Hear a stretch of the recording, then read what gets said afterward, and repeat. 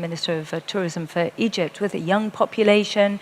It's a question of educating people at both ends of the age spectrum and also the skill spectrum, which we'll come to later. Well, thank you very much. Well, first, congratulations to the UNWTO for choosing 2019 as a year that really motivates and pushes behind the 2 SDGs for and decent workspace.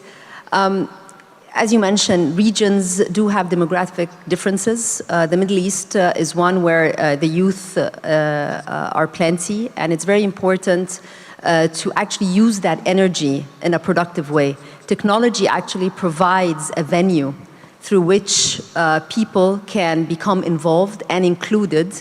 And the idea for governments is to have policy frameworks that really adopt, accept, and not resist the technological change that we're seeing.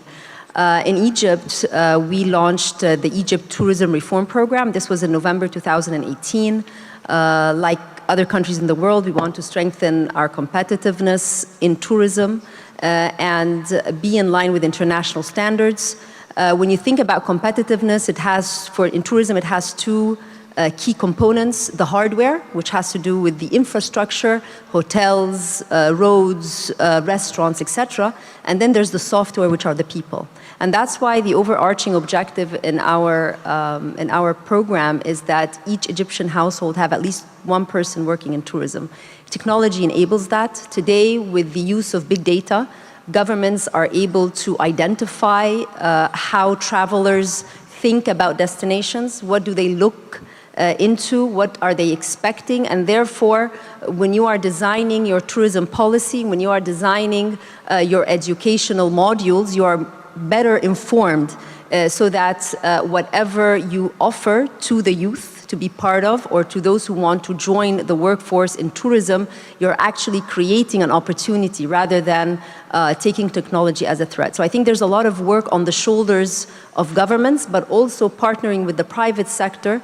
In Egypt, for example, tourism is 98% privately led, and therefore having a conducive environment where the government, through its regulations and legislation, and the private sector, through the opportunities created by increased travel, are able to aid in adopting or creating a workforce that is better educated, more technologically savvy, and able to meet the demands for the traveler today.